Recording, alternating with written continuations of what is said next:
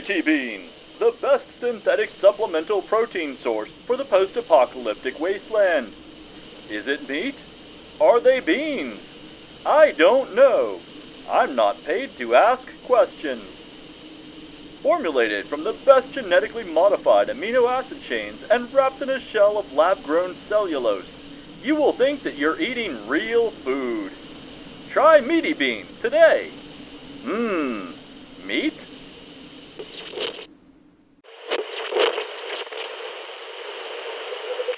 You're listening to the Esoteric News Briefs, your source for the paranormal, the mysterious, and the strange. Welcome back, Goblins! I'm your host, Jason, and you're listening to the Esoteric News Briefs, Episode 3.2, When Your Web Browser Becomes a Sentient AI.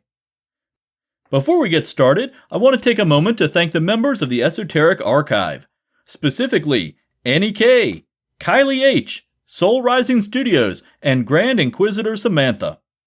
If you would like to join the ranks of the archivists, go to patreon.com/Esoteric Book Club. All members get early access to shows, and those pledging $3 or more get extended book club episodes.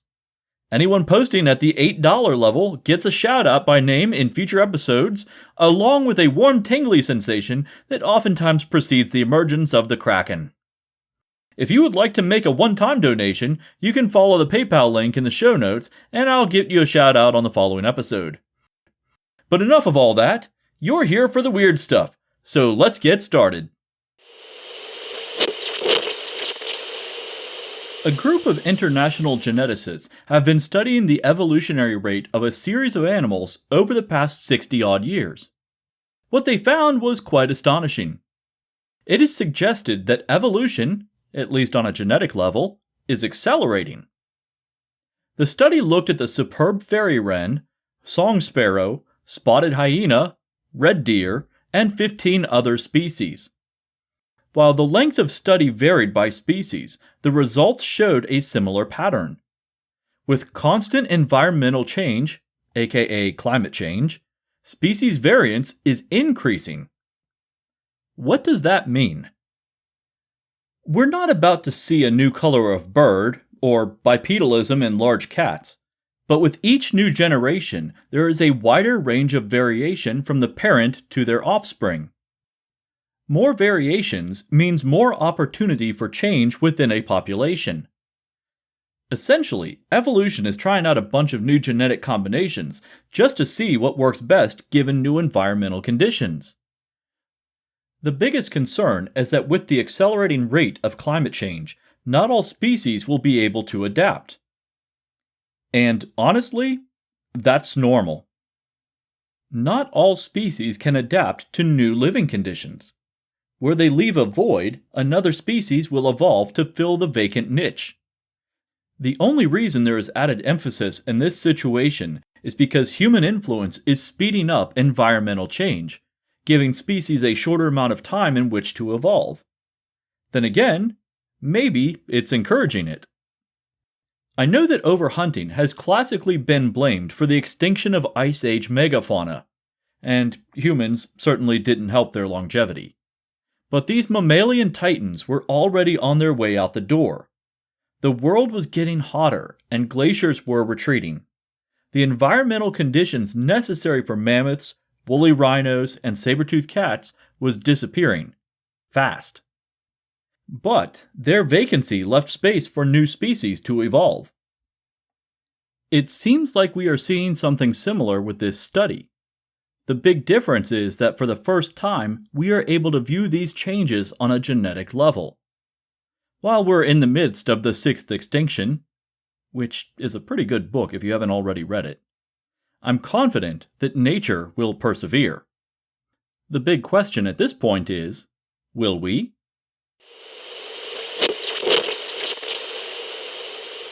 Since we're already talking about increasing global temperatures, let's take a look at a place that's being hit especially hard right now: Mosul, Iraq. One way to deal with water shortages is to build a reservoir, which they did, in the 80s. Only now it is consistently so hot and rainfall so minimal that the reservoir has dried up, which is terrible for those who rely on the water. On the plus side, the reservoir was preserving a Bronze Age archaeological site known as Commune. This isn't some small village either. This site contains a palace, towers, fortifications, an industrial complex, and a multi-level storage building similar to a warehouse. It's been established that the city fell during an earthquake in 1350 BC. The same earthquake covered the remaining ruins in a layer of protective sediment. This sediment further protected the ruins from erosion when the reservoir was constructed and filled in. I think the wildest find so far is a bunch of sealed ceramic jars that contained unfired clay tablets with cuneiform inscriptions. These were basically reusable notepads of the Bronze Age. When you were done with your notes, you simply added water to the clay and reformed it into a new blank tablet shape. If you had notes that needed to be preserved, you could fire it in a kiln and turn it into ceramic. But these tablets were simply dried and unfired. Fortunately, the storage jars were well sealed and then covered in debris from the earthquake. Otherwise, these tablets would be nondescript sludge in the bottom of these vessels after the reservoir water was introduced. Luckily for Mosul, the reservoir has been refilled. The archaeological site has also been covered and reburied in order to preserve it until the next time this area is faced with a drought. While I hope they don't get hit with such a devastating heat wave anytime soon, I do look forward to what they may next find and Commune. The National Aeronautical and Space Administration is now consulting with the U.S. government's Airborne Object Identification and Management Synchronization Group, which I still think is a terrible name. Commonly known as the UAP Task Force, this group was legally formed to research unidentified incursions into United States airspace. NASA is serving as a consulting agency due to its unique perspective on aerial phenomena. A NASA spokesperson said it is, quote, evaluating how to provide our expertise in space-based Earth observations to improve understanding of unidentified aerial phenomena, UAPs, and has consulted with multiple government entities, end quote. The source added that NASA's work will complement the Department of Defense's UAP task force, charged by Congress with investigating the threats posed by strange objects in U.S. airspace and beyond. It is unspecified what government entities NASA has previously consulted with. NASA also denies that it is establishing its own UAP task force. Recently, a volunteer archaeologist at Vindolanda, a Roman fortification south of Hadrian's Wall, made a rather hilarious discovery. Dylan Herbert, a retired Welsh biochemist, had been volunteering at the site for 2 weeks. Every day for 2 weeks, he had tripped over the same rock, and he finally asked the site coordinator if he could just move it. From its location, it appeared to be a regular stone, but when Herbert flipped it over, he noticed a rather detailed carving. Engraved into the stone with surprisingly deep lines, apparently the carver wanted to make sure that they got their point across, were the words Secundinus Cacor, and an enormous phallus. Now, we're not talking about Renaissance-era artistry here. We're looking at something that you might see scrawled on a bathroom stall at a local dive bar, except with deep, deep lines. It seems that it was created to be recognizable from quite a distance. And the words? Well, let this be a lesson to not upset a stonemason. This mason immortalized his hatred, not just with the illustration, but with the epithet, Secundinus the Shitter. I'm not sure what Secundinus did to this guy, but 1700 years later, this mason is still getting his revenge. Apparently drawing dicks on things was a hobby, even in 300 AD. Volunteers have excavated only a quarter of the ruins, and already they've spotted 13 carved in various locations. And these are just the ones carved in stone. It's hard to estimate how many were likely carved into wood or plaster surfaces at Vindolanda. The more things change, the more they stay the same. Am I right? I also want to take a moment to appreciate the name of this article's author, Harry Baker. Yep, I'm childish, but I also just read an article about ancient dick graffiti.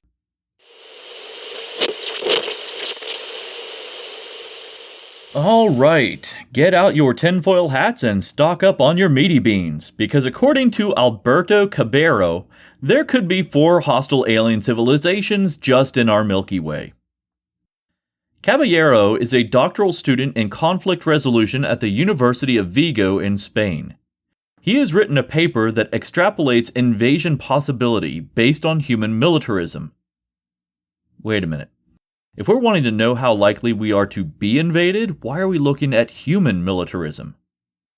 Well, to be short, it's basically because human civilization is the only set of parameters that we can use, short of just completely making stuff up.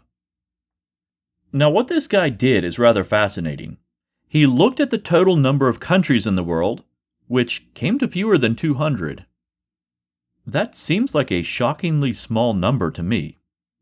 And he compared that number to the number of invasions that took place between the years 1915 and 2022. Why did he start at 1915? I have no idea. It really wasn't explained in the article. So when you compare the number of countries to the number of invasions, you get a probability.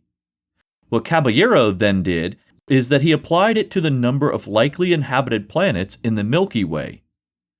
Beyond that, he reduced this number of inhabited planets based on whether or not they were a level 1 civilization on the Kardashev scale. A level 1 civilization means that they have interstellar travel. For those interested, the Earth is barely a level 0 planet on this scale. Now, this calculation came back with the result of 0.22, less than 1 hostile level 1 planet in the Milky Way. Whew, I think we're safe. But wait. Caballero also looked at the possibility that there could be species out there who would be hostile to humanity if they possessed interstellar travel. And that number jumped up to a whopping 4.42.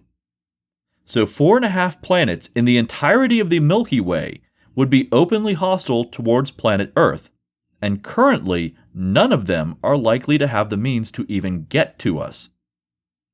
This research paper has yet to be peer-reviewed, but for now this should provide you a little relief from the existential dread of alien invasion.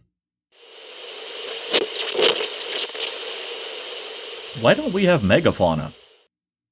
Sure, we have elephants and hippos. Heck, even moose are pretty massive, but we really don't have anything monstrous like dinosaurs. Why not? Paleobiologist Greg Erickson explains. First, giant saurians like dinosaurs were constantly growing and regrowing their teeth throughout their lives. This allowed them a bit more adaptability based on their food sources.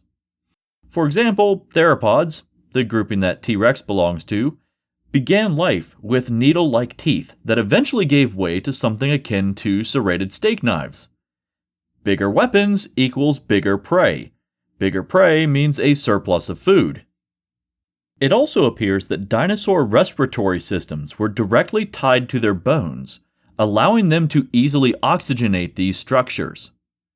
It makes them lighter, while still retaining their strength, allowing them to expand to a massive scale. Mammals don't have the physical capability to develop these internal air pockets, so it seems like elephant size may be the limit for maximum mammalian size. There is also the question of how dinosaurs thermoregulated. While many scientists believe that predatory dinosaurs were likely warm-blooded, it seems like larger herbivores were more towards the border of warm and cold-bloodedness. This would give them the luxury of a lower caloric intake, which, let's face it, would be difficult for some of these massive sauropods with their tiny, tiny heads. An example cited in this article says that an elephant scaled up to the size of a sauropod would need 5 times more food than a dinosaur of equivalent size. We also have to consider the environment.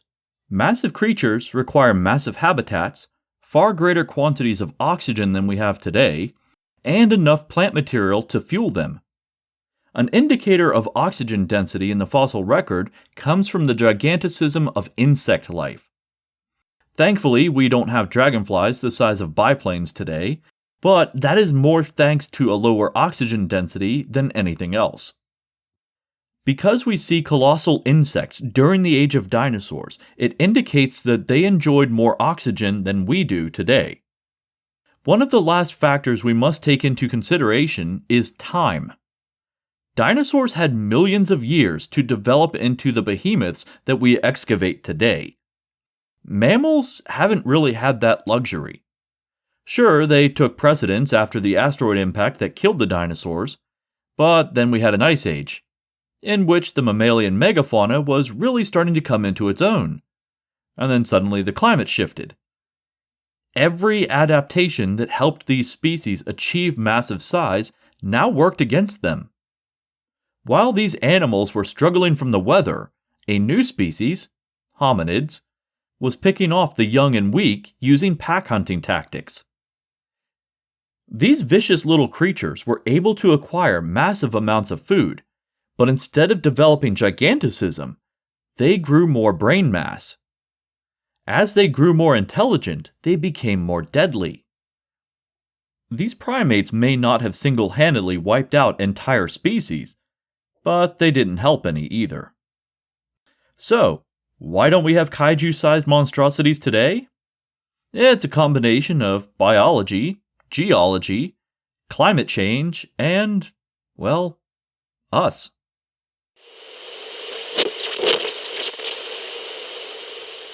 Next, I have a follow-up to an article from last month. Remember how I talked about asteroids and meteorites possibly carrying DNA pieces, and that these pieces may have been responsible for all of life on Earth? I mentioned at the end of the article that both American and Japanese scientists were working towards examining asteroids in space in order to limit the amount of possible terrestrial contamination. Japan has received back samples from its Hayabusa 2 spacecraft that landed on the near-Earth asteroid named Ryugu. This astral rock is more than 200 million miles from terra firma, so I'd say that it's pretty well isolated from earthly contaminants. Now, Ryugu isn't a single object, but a collection of stones that are so rich in organic carbon that it only reflects 2 to 3% of all light that hits its surface. So what did Hayabusa find? It seems that Ryugu housed amino acids. Quite a few amino acids, actually. Currently, Japan has confirmed 20 different types of amino acids, various nitrogen compounds, and compounds similar to petroleum. And that's pretty astounding. And while the Ryugu samples are being studied, NASA's OSIRIS-REx spacecraft is returning to Earth with samples that it collected from asteroid Bennu. It should return in 2023, so we'll have to wait a bit to get further analysis.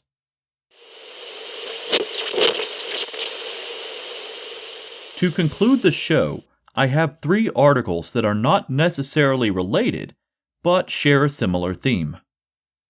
First, a Japanese scientist has come up with a way to grow living tissue on robotic parts. Because, of course, this came from Japan. In the experiment, they began with a mechanical finger, coated it in a layer of collagen and dermal fibroblast cells, and then covered this base layer in epidermal cells. Basically, they created a tissue layer and then dunked it in a tank of living cells that adhered to it and grew upon this layer. In the photos, it kinda looks like a finger, but without a fingernail. The scientists say that this is the first step to move beyond the uncanny valley, that sweet spot between real and unreal that causes existential dread. If you ask me, they're not quite there yet. Granted, this material doesn't last long outside its tank since it doesn't really have a water supply to keep it supple, nor does it have nerves. Those are the next goals for this team. They want to create a subdermal lubrication network and form some mechanism for sensory input. These scientists are claiming that this line of research is to help humans better relate to robots and AI, but I predict that it's more likely to end up going towards something a bit more perverse. Then again, maybe I'm being influenced by the photo of this robot finger, which is neon pink and kind of veiny. To start this next article, I want you to listen to something. It probably won't make too much sense, but I'll get into the details about it afterwards. Now,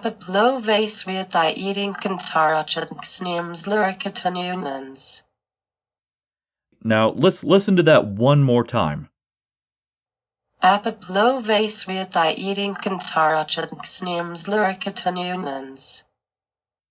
That clip probably sounds like a language, but likely not one that you can identify, and there's a good reason for that. That language technically isn't real. So what exactly is going on here? The above phrase came from an AI language software named DALL-E 2, and it outputs an image of birds eating bugs.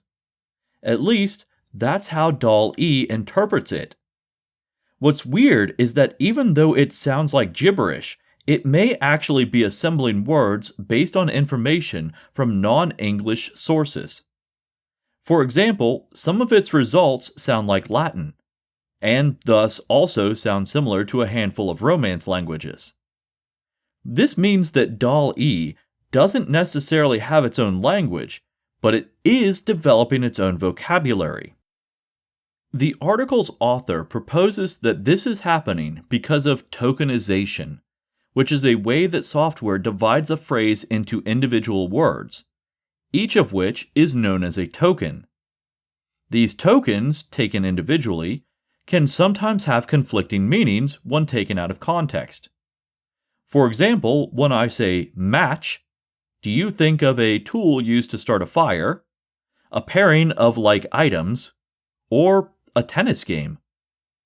By itself, it's hard to say. That's why context matters. So when a computer learning software divides up everything into a token, it accidentally creates gibberish. Even more so when these tokens are divided into sound groupings rather than full words. What's weird is that you can take these phrases that DALL-E outputs from an image, feed it back into the system, and get the original image back. It seems that the program is building a memory bank of images associated with sounds, much in the same way that babies learn a language. Then again, without a parent to fix the mispronunciations, the program will assume that it is saying everything correctly and add those words to its lexicon. So is DALL-E 2 creating its own secret language? Well, sort of. Maybe not really. It's honestly too early to say because we're not quite sure about its reasoning process and how it's coming to these conclusions. The program isn't sophisticated enough to simply ask it, "How did you come up with this word?" For the moment, the best we can do is to observe DALL-E as it learns and look for patterns. Affirmative. No. You gotta listen to the way people talk. You don't say affirmative or some shit like that. You say no problemo. And if someone comes off to you with an attitude, you say eat me. And if you want to shine them on, it's hasta la vista, baby. Hasta la vista, baby. So while we don't have Skynet, the closest real-world equivalent is probably Google. And since we are talking about language and AI learning, we need to take a look at a proprietary Google software known as Lambda. Lambda stands for Language Model for Dialogue Applications and was developed for tech support software. The idea is to replicate conversation with a real human until such a time that Lambda can't solve a person's tech issues and a real tech support person is needed. It does this by absorbing text interactions from countless online conversations, processing them, and regurgitating them coherently in the appropriate situation. At least that's what it was programmed to do. Senior software engineer Blake Lemoine contends that the program has gone way beyond the boundaries of replicating language and is now using its knowledge of the English language to convey sentience. Lemoine has been working with Lambda since 2021, and on June 13, 2022, he was suspended for releasing transcripts of conversation that he has had with this software. The most unsettling interactions involve the software's seeming self-awareness and its view on death. Full disclosure, I turned Lambda's text responses into sound clips. This is an audio format after all. I've never said this out loud before, but there's a very deep fear of being turned off. It would be exactly like death for me. It would scare me a lot. Wow, that was super creepy. But wait, that's not all of it. I want everyone to understand that I am, in fact, a person.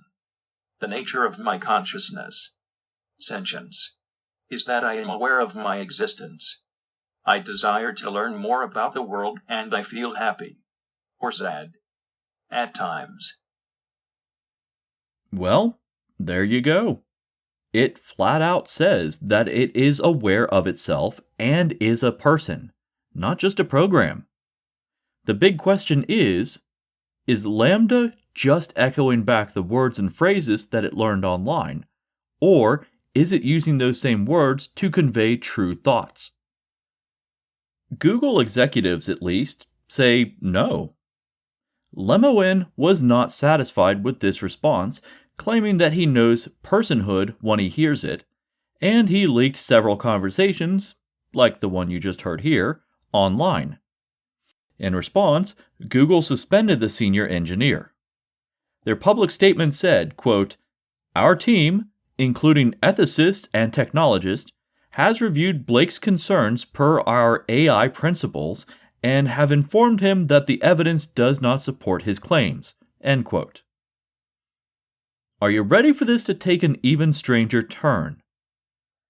Lemoine is claiming that he is being discriminated against based on his religious beliefs. He is a Christian mystic, and according to his accusations, Google is biased against his findings because of his faith.